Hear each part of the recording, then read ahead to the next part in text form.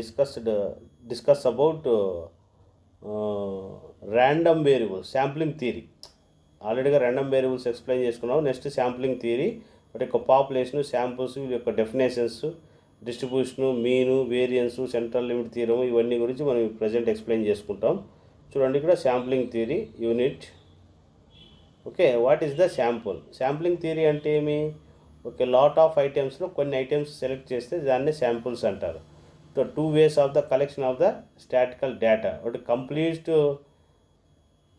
Complete items, next sample survey. Okay, environment. Okay, next population of the universe, totally of the statical data. Okay, forming a subject to a investigation. Okay, so samples అంటే కొన్ని మనము ఉన్న ఐటమ్స్లో కొన్ని వాటిని select చేసుకునే దాన్ని samples అంటారు. Okay, portion of the population which is examined with the view estimation of the characteristic of the population. టోటల్గా ఒక పాపులేషన్ ఉందనుకోండి, ఆ టోటల్ పాపులేషన్లో కొన్ని ఐటమ్స్ సెలెక్ట్ చేసేదాన్ని శాంపుల్ అంటారు అనమాట. ఓకే, ఆ ఐటమ్స్లన్నీ శాంపుల్స్. ఓకే, ఇప్పుడు ఫర్ ఎగ్జాంపుల్ క్లాస్లో స్టూడెంట్స్ ఉన్నారనుకోండి, 25 మార్క్స్ వచ్చిన వాళ్ళు ఎంతమంది ఉన్నారు? ఓకే, వాళ్ళు కొంతమందిని సెలెక్ట్ చేస్తే ఏ క్వశ్చన్స్ రాయడం వల్ల వాళ్ళకి ఎన్ని మార్కులు 25 రావడానికి కారణం ఏంటనేది మనం ఎస్టిమేట్ చేయొచ్చు అనమాట. ఇవన్నీ కూడా శాంప్లింగ్ ఎస్టిమేషన్లోనే వస్తాయి, శాంప్లింగ్ థియరీ అంటారు. The sampling random variables, the sample random variables without replacement ఉండదు. అంటే ఒకసారి సెలెక్ట్ చేసింది మళ్ళీ రీప్లేస్మెంట్ అంటూ ఉండదు. Simple random variables with the replacement కూడా ఉంటాయి. ఈ 2 టైప్స్ ఉంటాయి, without and with. Systematic sampling. Okay, stratified the sampling, cluster the sampling, ఇవన్నీ మనకు డిఫరెంట్ టైప్స్ అనమాట. అదేవిధంగా క్వోటా శాంప్లింగు, ఇవన్నీ మన ఎలక్షన్ టైంలో శాంప్లింగ్స్, ఇవన్నీ కూడా శాంప్లింగ్ తీయడం ద్వారానే జరుగుతాయి. ఓకే, చిల్డ్రన్స్ ఎంతమంది ఉన్నారు, ఓటర్స్ యంగ్ ఏజ్ వాళ్ళు ఎంత ఉన్నారు, ఓల్డ్ ఏజ్ వాళ్ళు ఎంతమంది ఉన్నారు, ఇవన్నీ మనం సెలెక్ట్ చేసుకోవడానికి, అందాజుగా మనం కంట్రీ వైడ్ యొక్క పాపులేషన్ కనుక్కోవడానికి, ఇవన్నీ కూడా చిల్డ్రన్స్ ఎంతమంది, ఓల్డ్ ఏజ్ ఎంతమంది, యంగర్స్ ఎంతమంది, ఇవన్నీ కనుక్కోవడానికి శాంపుల్స్ ద్వారానే కనుక్కుంటాం. ఓకే, వీటిలో యాక్చువల్గా మనకు పారామీటర్స్ ఏమొస్తాయంటే based of the population, statical measures of samples కొన్ని ఉన్నాయి స్టాటికల్గా. Okay, the observation such it is the function of samples observations. Statical inferences are drawn about the population value. It is the parameters based on the samples observation statics usually the following conditions. ముఖ్యంగా వీటిలో వచ్చే ఏమేమి వస్తాయంటే mean అనేది వస్తుందన్నమాట.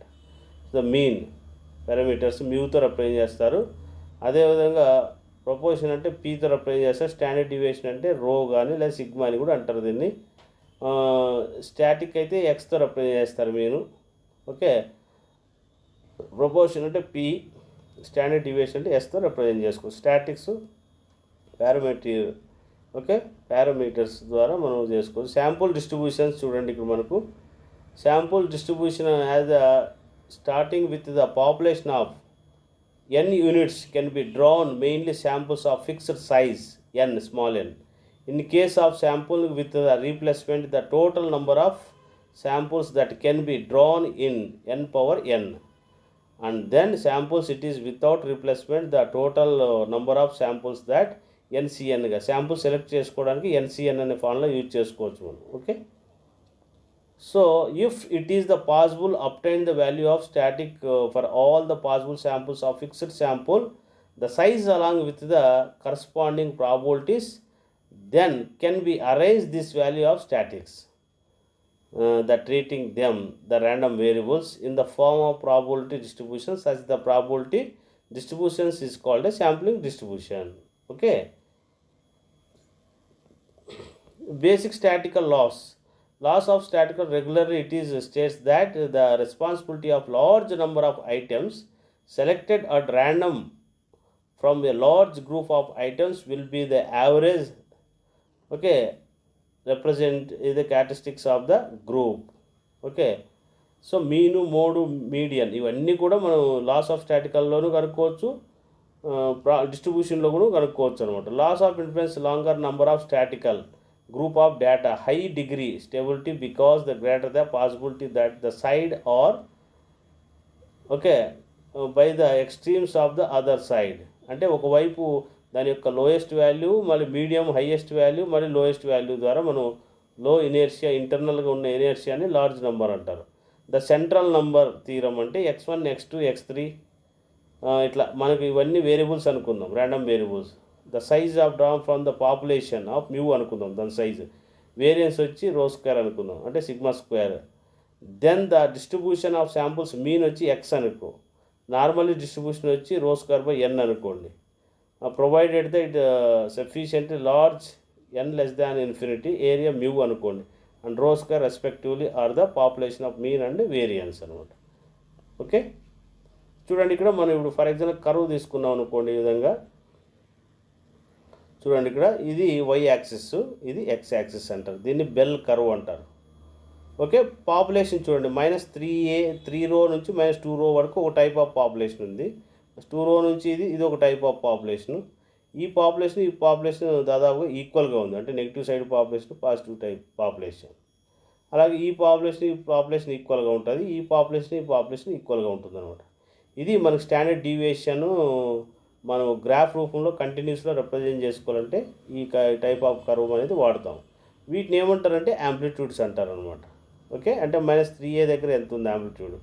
అదేవిధంగా -2a ఒక రో అనుకున్నాం అనుకోండి, సిగ్మా అనుకోండి, లేదా 2a అంటారు సమ్ టైము. సో 2 రో అనుకుందాం, 2 రో దగ్గర ఎంత ఉంది 13 పాయింట్, అంటే నీకు ఇక్కడ వస్తుంది అనమాట. ఇట్లా డిస్ట్రిబ్యూషన్స్ మనం ఏరియా అనమాట, డిస్ట్రిబ్యూషన్స్ కనుక్కోవచ్చు అనమాట. So commonly we are using the formulas గుర్తుపెట్టుకొని. 1 డైమెన్షన్ అంటే x bar minus μ0 by rho by √n రాసుకోవచ్చు. ఒకవేళ 2 శాంపుల్స్ వచ్చాయి అనుకోండి, x1 bar minus x2 bar minus μ1 minus μ2 రాసుకోవచ్చు, ρ1 స్క్వేర్ బై n1, ఇది ρ2 స్క్వేర్ బై. ఈ ఫార్ములాస్ గుర్తుపెట్టుకోవాలి మనం. ఓకే, అదే 1 ప్రపోర్షన్ జెడ్ టెస్ట్ అనుకోండి, p minus p0 by √p0 1 minus p0 by n రాసుకోవచ్చు. 2 ప్రపోర్షన్ టెస్ట్ అంటే p1 minus p2 minus p1 minus p2 whole square. Just ఈ ప్లేస్లో ఏమొస్తుంది, p1 into 1 minus p1 substitute చేసుకుంటాం. Okay, by n1 n2. Okay, ఇవి samplings అనమాట. So brief introduction. మరి చూడండి, ఇక్కడ శాంపుల్స్ థియరీలో మనకు యాక్చువల్గా it is important recognize the dissimilarities, అంటే వేరియబిలిటీస్, అంటే వేరియేషన్ ఏదైనా ఉన్నా, లేదా డిసిమిలర్గా ఉన్నా, అలాంటివన్నీ కూడా మీన్ కానీ, మీడియన్ కానీ, మోడ్ కానీ, స్టాండర్డ్ డీవియేషన్ కానీ కనుక్కోవచ్చు అనమాట. Okay, it is important the model this and use access accuracy decisions of made sample subset of the population. In many instantaneous too costly collected data from the entire పాపులేషన్లో, దానిలో costly collected ఏది ఉందో అది కూడా మనం తెలుసుకోవచ్చు.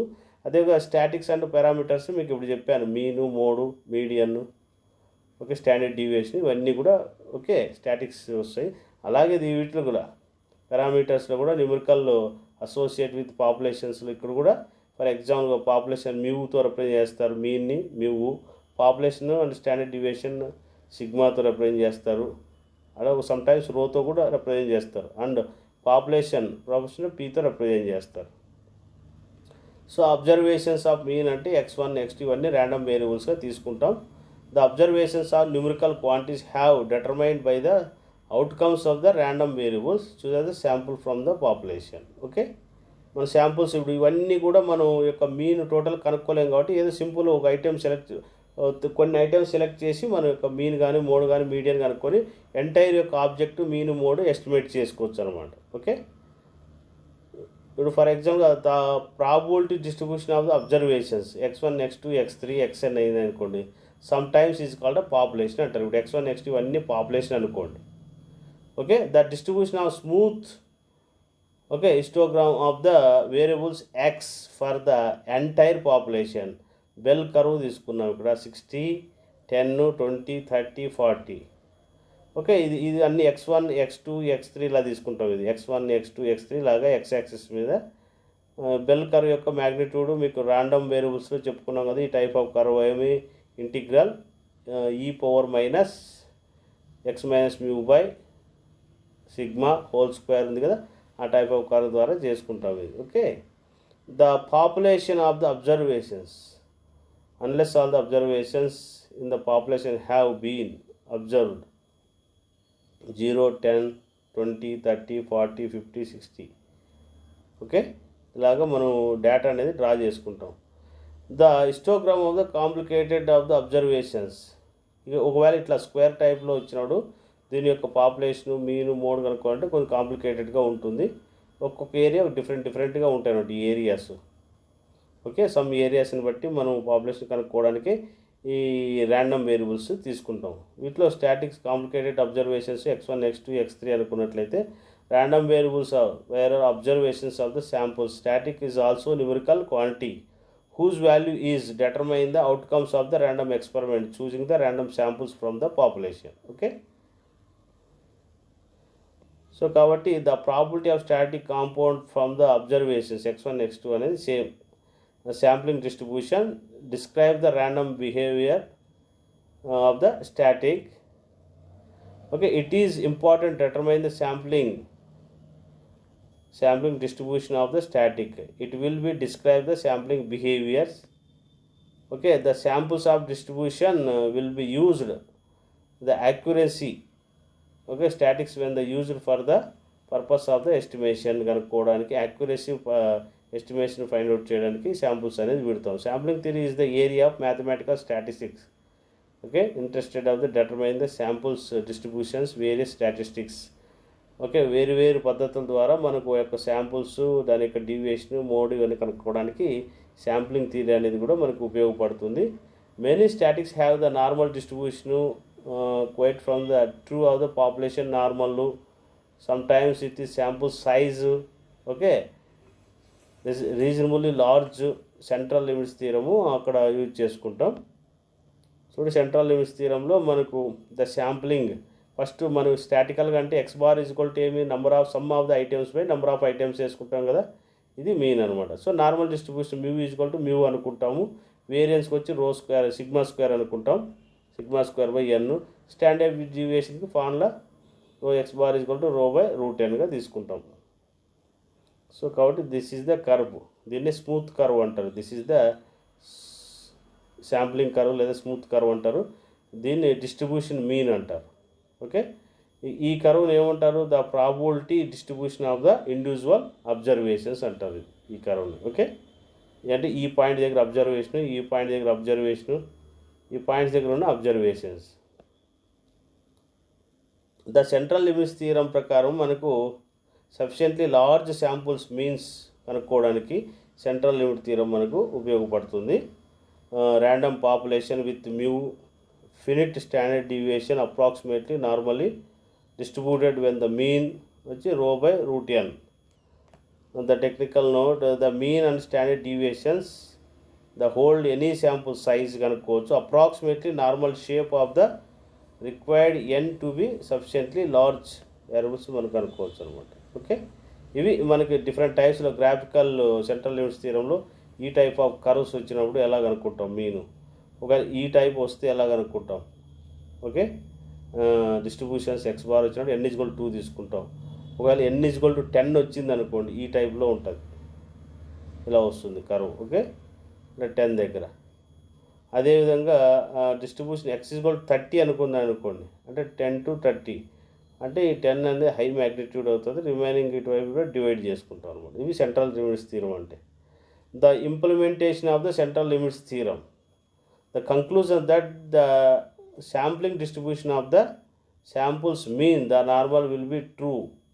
The sample size 30 greater than లో ఉంటుంది, even through the population may be normal.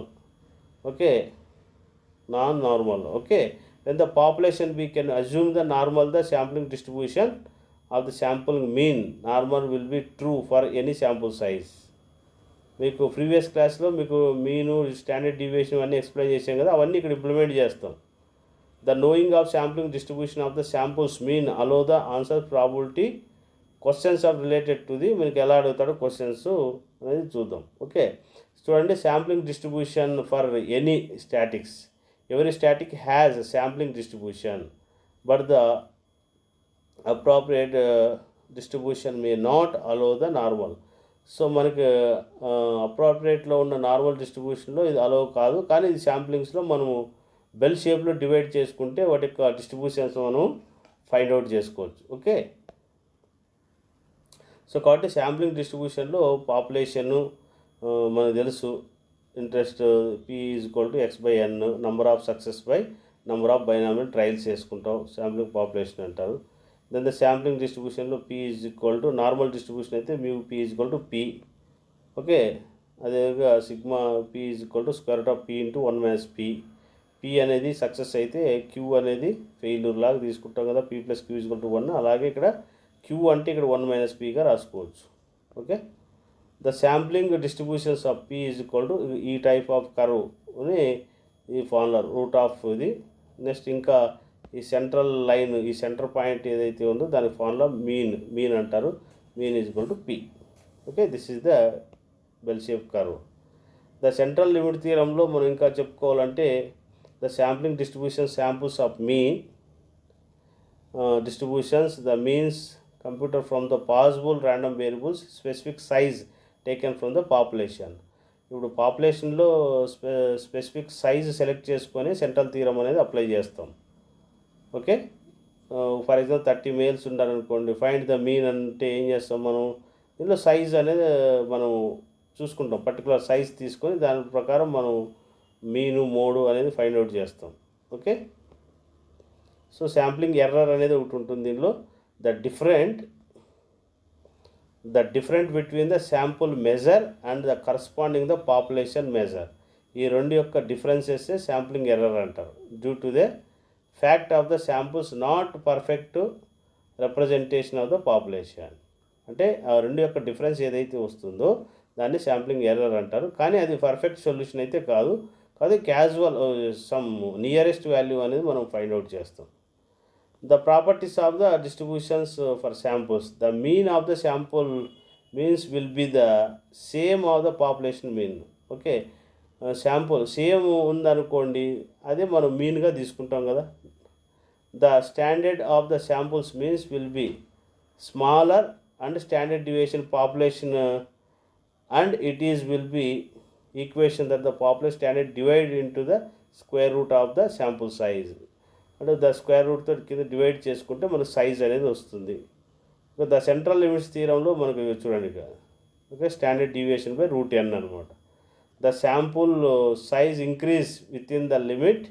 The shape of the distribution with the samples means taken the replacement from the population will be approach normal distribution will be have the mean mu and standard deviation rho by root n. Okay, ఇది central theorem యొక్క distribution. Okay, చూడండి ఈ formula గుర్తుపెట్టుకోవాలి. Find the standard deviation కనుక్కోవాలి first మనం. Mean వస్తుంది rho by root n. Size కనుక్కోవాలంటే root n అనుకోండి. Size of the using new standard deviation అంటారు, రో ఎక్స్ని. So that's differences. మనం జెడ్ కనుక్కోవడానికి ఇందుకే ముందు నార్మల్ డిస్ట్రిబ్యూషన్లో ఫార్ములా వాడతాం. ఇక్కడ x minus mu by sigma use the individual data of the only one value కనుక్కుంటాం.